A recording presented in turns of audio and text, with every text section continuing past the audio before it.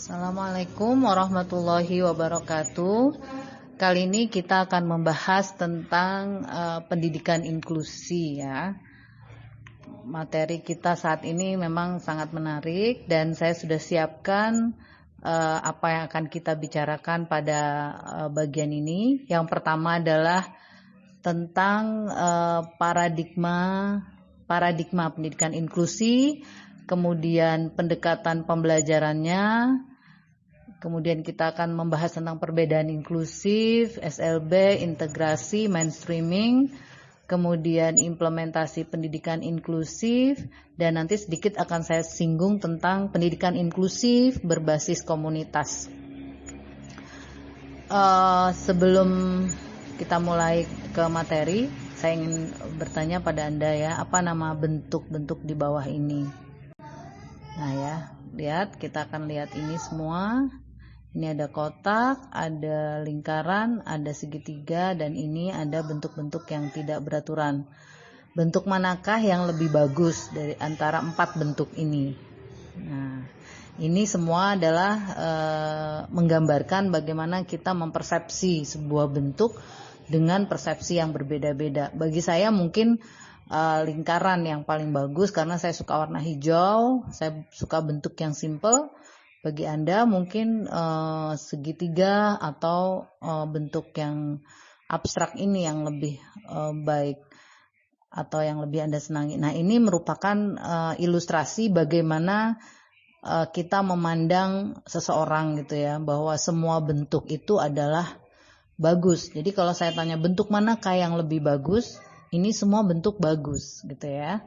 Nah, sama dengan tentang materi kita tentang pendidikan inklusi. Kita memandang bahwa nanti semua bentuk, semua anak-anak itu bagus, punya karakter sendiri yang khas ya. Sehingga kita kutip ini, saya kutip sebuah surat di Al-Quran, surah At-Tin ayat 4, ya, bahwa di dunia ini begitu banyak macam bentuk, begitu pula banyak macam anak-anak. Setiap anak adalah sempurna dengan kecerdasan dan kelemahan masing-masing. Dan di surah At-Tin itu Allah jelaskan bahwa sungguh telah kami ciptakan manusia dalam sebaik-baik bentuk ya. Karena itu kita tidak boleh memandang dan tidak boleh lagi ada sebutan cacat, idiot, bodoh dan sebagainya. Nah, ini pendidikan inklusi sebenarnya diawali dengan landasan yuridisnya adalah education for all, ya, pendidikan untuk semua.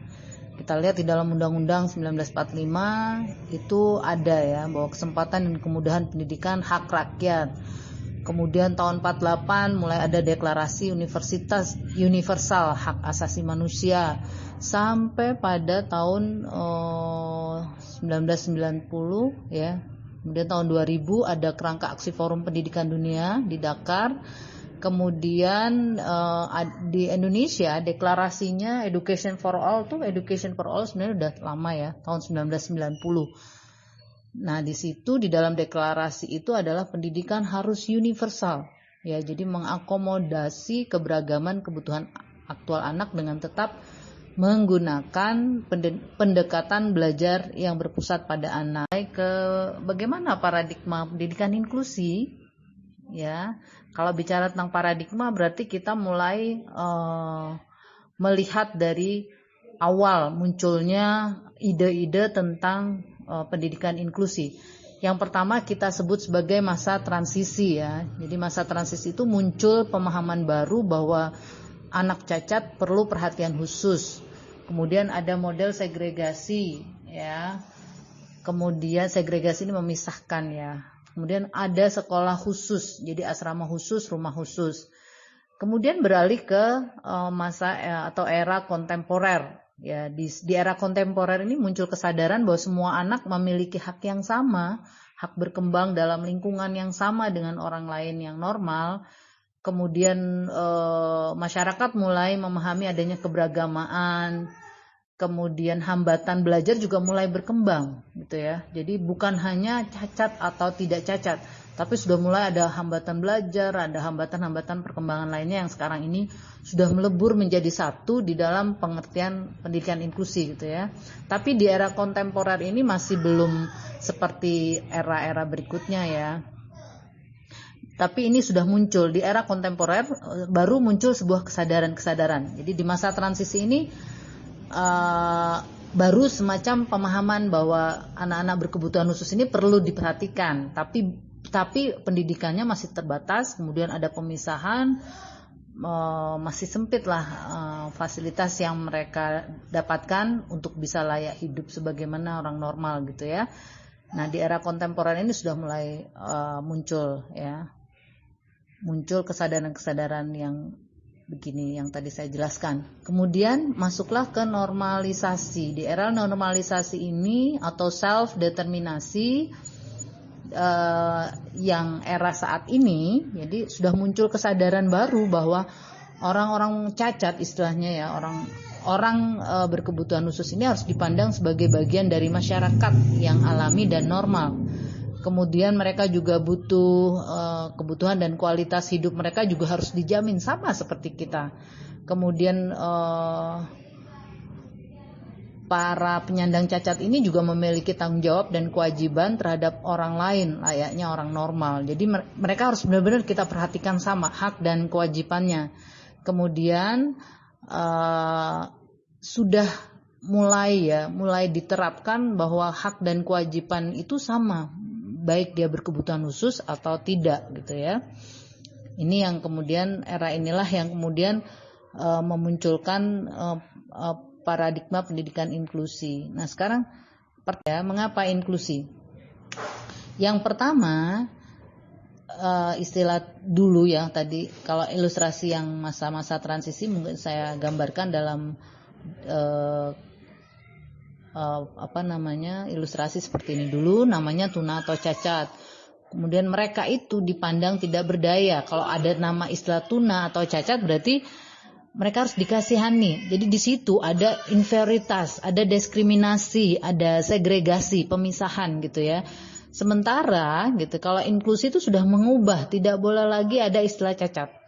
Semua orang yang memiliki keterbatasan itu disebut sebagai anak berkebutuhan khusus. Jadi dipandang sama dengan anak lainnya ya. Kemudian adanya individual differences, iya, termasuk kecerdasan. Kemudian memiliki hak yang sama ya. Ini apa bedanya segregasi dengan inklusi? Kalau segregasi itu masih memisahkan, jadi tidak menjangkau 5% dari populasi. Bahkan sekarang populasi mereka itu sudah bertambah ya. Kemudian membuat anak melekat dengan label cacatnya dan membangun konsep diri yang negatif buat mereka. Jadi mereka seolah-olah merasa menjadi anak yang terbuang dan kehilangan hak untuk hidup bersama dengan komunitasnya. Tapi kalau inklusi itu dapat dijangkau siapapun karena ada di sekolah gitu ya. Sekolah mereka itu tidak khusus, tidak seperti di SLB atau di mana-mana, tapi di setiap sekolah formal itu harus ada kelas inklusi ya. Jadi ini tidak ada perbedaan, kemudian mereka merasa diterima, disayang gitu ya. Sehingga kita harus mengubah paradigma pendidikan mulai sekarang. Jadi sadar kebutuhan anak tidak hanya diagnosa medis atau cacat, kemudian guru dan orang tua hanya fokus pada kecacatan mereka. Jadi hilang pemahaman pendidikan dan pendekatan belajar yang holistik akhirnya. Ya, itu harus dirubah paradigmanya. Semua anak inklusif. Jadi semua anak inklusif. Jadi semua anak itu berkebutuhan khusus sebenarnya. Nanti saya jelaskan mengapa semua anak berkebutuhan khusus ya. Karena salah satunya ya, karena semua anak memiliki karakter yang khas. Anda sudah belajar di psikologi perkembangan ya, bagaimana setiap individu itu unik. Bagaimana prinsip-prinsip perkembangan sangat mendukung pendidikan inklusif, ya kan? Jadi semua orang berbeda, semua orang memiliki karakter yang berbeda satu sama lain, mulai dari kromosomnya, mulai dari sifat-sifat dasarnya, perkembangan awalnya itu sudah sangat unik, dan itulah yang sebenarnya filsafat pendidikan inklusif itu sebenarnya sudah sangat didukung oleh psikologi perkembangan ya. Jadi semua orang itu memiliki potensi memiliki hambatan belajar dan perkembangan yang unik. Jadi semua kita punya kelebihan, semua kita juga punya kekurangan. Jadi kita tidak boleh lagi menganggap bahwa yang cacat secara fisik itulah yang berkebutuhan khusus gitu ya. Ini kita sudah mulai mengembangkan nanti ya pemahaman tentang kita semua itu ya punya kekhususan. Khususan itu adalah kekurangan ya. Jadi tidak boleh lagi mulai saat ini ada istilah cacat, kamu kurang, atau dia butuh dikasihani, nggak ada lagi seperti itu. Ya, potensi mendapatkan hambatan belajar dan perkembangan. Nah, kenapa? Disinilah yang disebut tadi saya jelaskan mengapa semua inklusi. Ya, kenapa semua inklusi?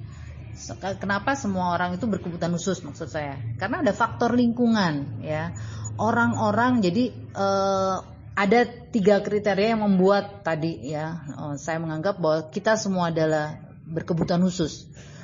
Pertama adalah karena faktor lingkungan. Jadi lingkungan yang tidak responsif dan kurang simulasi ini akan memunculkan salah satu dampak psikologis bagi anak-anak, dan ini kita sebut sebagai nanti anak nanti anak misalkan kurang perhatian atau dia akan memiliki gangguan emosi tertentu begitu ya. Kemudian pemahaman guru tentang proses pembelajaran ya, misalkan nanti ada hambatan-hambatan belajar tertentu itu kan. Ada juga karena kondisi sosial, ekonomi dan politik ya yang membuat si anak itu berkebutuhan khusus. Misalkan anak-anak yang tinggal di daerah peperangan gitu ya. Kondisi sosial yang kurang, yang minim, yang kondisi ekonominya yang menengah ke bawah gitu, atau hidup di daerah-daerah miskin, nah itu juga disebut sebagai anak berkebutuhan khusus. Yang kedua, mengapa pengertian kebutuhan khusus menjadi sangat luas? Tadi semua orang berpotensi untuk menjadi individu berkebutuhan khusus. Bisa juga karena faktor dalam diri anak, misalnya kurangnya motivasi, rendahnya kompetensi sosial, kreativitasnya rendah, temperamental, gaya belajar dan lain. Ini yang saya sebutkan di sini hanya beberapa ya. Jadi faktor dari dalam diri kita sendiri itu sebenarnya sudah membuat potensi untuk kita sebut sebagai berkebutuhan khusus. Nah, yang paling sering ya kita menganggap bahwa yang berkebutuhan khusus itu hanya faktor medis, padahal tidak. Ya misalkan tadi ya, secara medis dia diidentifikasi autis, ADHD atau tunadaksa gitu. Yang paling sering yang kita pahami selama ini adalah kecacatan secara fisik membuat orang menganggap bahwa dia itu berkebutuhan khusus. Itu ya. Jadi ternyata yang berkebutuhan khusus itu tidak hanya faktor medis ya, faktor fisik, tapi tadi jangan lupa faktor lingkungan, faktor dari dalam diri individu sendiri. Jadi kalau ada anak ya berangkat dari keluarga yang bercerai misalkan, kemudian ternyata anak ini mengalami gangguan psikologis tertentu gitu ya. Nah, ini juga disebut anak berkebutuhan khusus. Ya, jadi mulai sekarang Anda semua harus sudah punya perspektif inklusif ya, filosofi memandang orang lain, tidak ada pemisahan bahwa si A itu berkebutuhan khusus, si B berkebutuhan, tapi semua kita berkebutuhan khusus ya. Apa yang disebut integrasi, ini tadi istilah integrasi itu mengikuti kelas reguler saat dianggap siap. Jadi pendidikan inklusi itu kemudian muncul di sekolah-sekolah ya, menyiapkan bahwa semua anak yang berkebutuhan khusus itu boleh masuk ke kelas-kelas formal ya, ke SD, SMP, SMA gitu ya. Tapi modelnya nanti macam-macam itu ya. Jadi saya pernah meneliti tentang ini 2 model yang ditemukan ya, ada integrasi dan inklusi. Mengikuti kelas reguler saat dianggap siap ya, jadi anak masih dipisah di kelas khusus dulu kalau yang integrasi ya. Terus kemudian dia dimasukkan ke dalam kelas jika dianggap sudah siap dan mungkin hanya mengikuti pelajaran-pelajaran tertentu. Misalnya seperti olahraga gitu, kesenian gitu ya, mereka ikut gabung ya. Tapi untuk pelajaran-pelajaran yang lain mereka perlu pendampingan ya.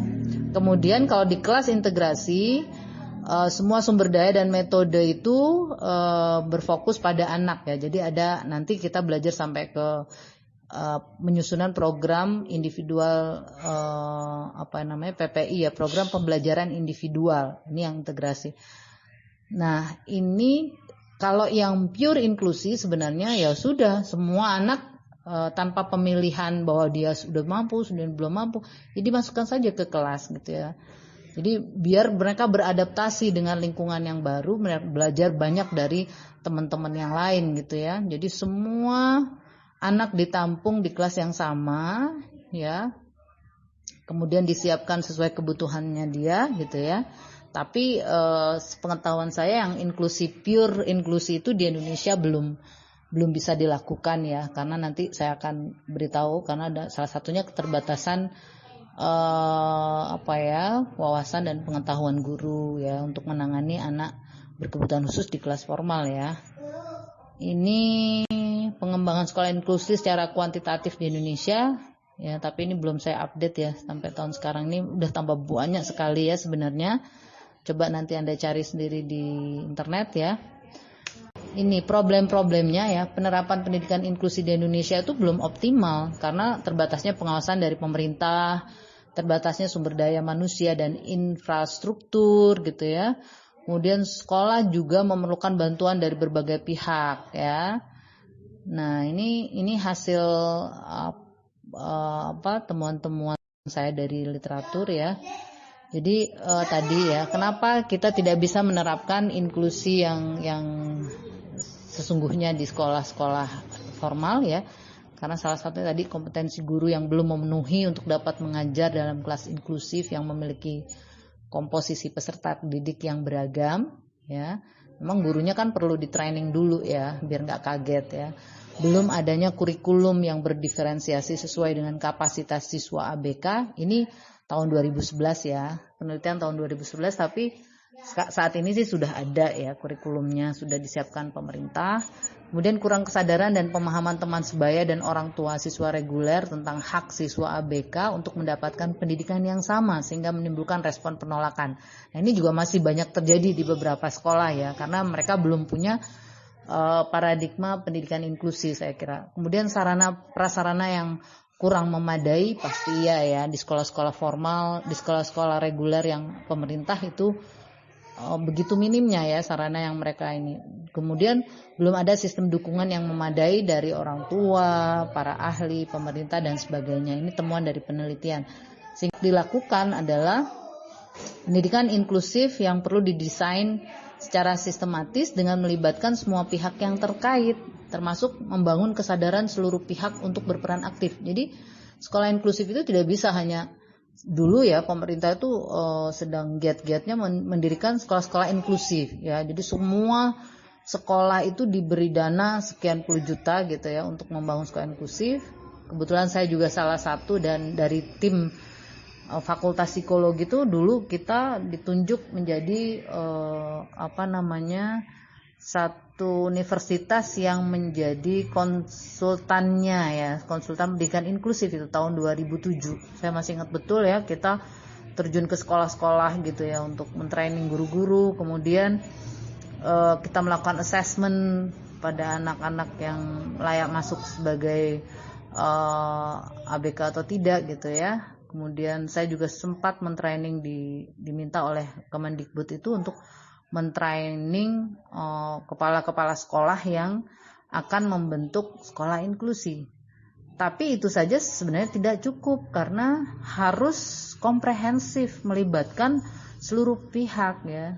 Sekolah, shadow teacher, kurikulum, orang tua dan teman sebaya gitu ya. Kemudian di Fakultas Psikologi, terutama di LPTP IBK yang kita punya itu kita mengembangkan model sekolah inklusi berbasis komunitas ya.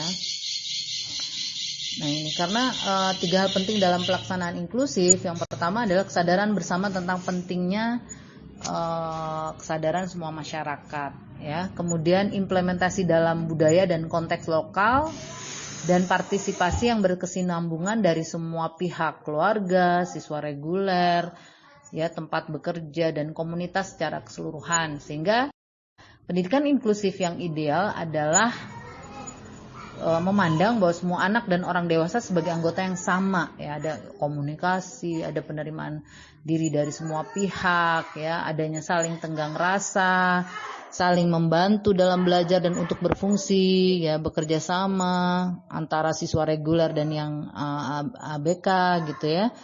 Kemudian semua anak mempunyai rasa memiliki dan bermitra. Jadi antar siswa reguler dan IBK itu juga ya saling munculnya empati, kasih sayang, rasa kebersamaan gitu ya. Kemudian